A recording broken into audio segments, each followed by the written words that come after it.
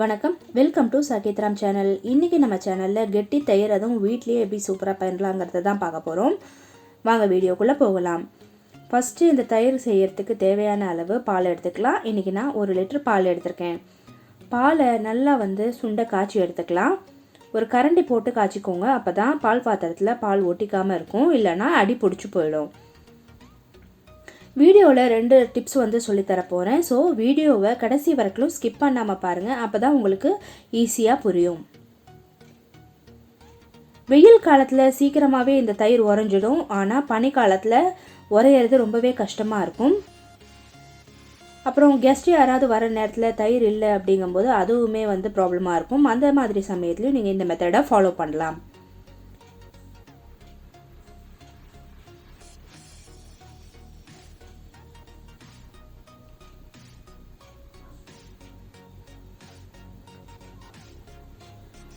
பால் நல்லா பொங்கி வந்ததுக்கு அப்புறமா அடுப்பை ஆஃப் பண்ணிக்க போகிறோம்.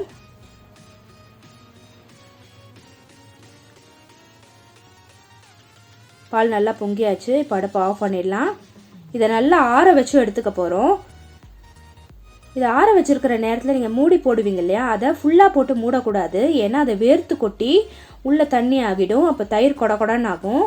ஸோ நீங்கள் என்ன பண்ணணும் அப்படின்னா, பாதியாக மூடி வைங்க. அப்போ தான் உள்ளே இருக்கிற அந்த ஹீட்டெல்லாம் வெளியில் போகும்.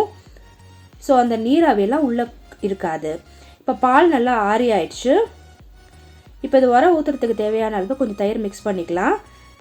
இந்த பாலோடு நல்லா மிக்ஸ் பண்ணிவிட்டு இதை ஒரு மூடி போட்டு வச்சிட்டிங்க அப்படின்னா ஓவர் நைட்டில் நல்லா உறைஞ்சிடும். இந்த நேரத்தில் இதுக்கு மேலே வெயிட்டான ஏதாவது பாத்திரம் வச்சிங்க அப்படின்னா உள்ளே காற்று போகாது. இப்போ ஒரு உரலை தான் மேலே வைக்கிறேன். அடுத்தது இன்னொரு மெத்தட் சொல்கிறேன். ஒரு குக்கர் எடுத்துக்கோங்க. குக்கரில் தண்ணி ஊற்றக்கூடாது. அந்த பால் பாத்திரம் இருக்கு இல்லையா, அதை உள்ளே வச்சிடலாம். அடுத்தது இதை மூடி போட்டுடலாம். மூடியில் வாஷர் இருக்கக்கூடாது, அதாவது குக்கரோட மூடியில் வாஷர் இருக்கக்கூடாது. இப்போ அந்த விசிலை போட்டு இப்போ அது ஓரமாக வச்சுடுங்க. கிட்டத்தட்ட ஒரு 4லேருந்து 6 மணி நேரத்துக்குள்ளே தயிர் ரெடி ஆகிடும். எதனால் இப்படி பண்ணுறோம் அப்படின்னா, உள்ளே அந்த ஹீட் அப்படியே மெயின்டைன் ஆகும். அதனால் சீக்கிரமாகவே தயிர் உரைய ஆரம்பிச்சிடும். டக்குன்னு நீங்கள் காலையில் பாலை காய்ச்சிட்டு இதே மெத்தட்லேயே உர ஊற்றிட்டீங்க அப்படின்னா சாயந்தரத்துக்குள்ளே சீக்கிரமாக ரெடி ஆகிடும். அதே மாதிரி நல்ல கெட்டியாகவும் இருக்கும். இதை நீங்கள் அடுப்புலலாம் ஏற்றக்கூடாது. இதை தனியாக ஒரு ஓரமாக வச்சுடுங்க. குக்கரில் இல்லைன்னா வேறு ஏதாவது கனமான பாத்திரத்தில் கூட இது மாதிரி வச்சு மூடி வச்சுட்டிங்க அப்படின்னா கெட்டியான தயிர் தண்ணி இல்லாமல் கொடன்னு இல்லாமல் உறைஞ்சி வந்துடும்.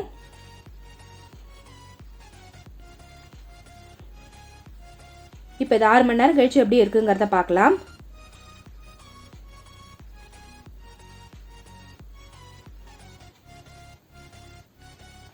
இப்போ பார்த்தீங்கன்னாலே உங்களுக்கே தெரியும் தயிர் நல்லா உறைஞ்சிருக்கு.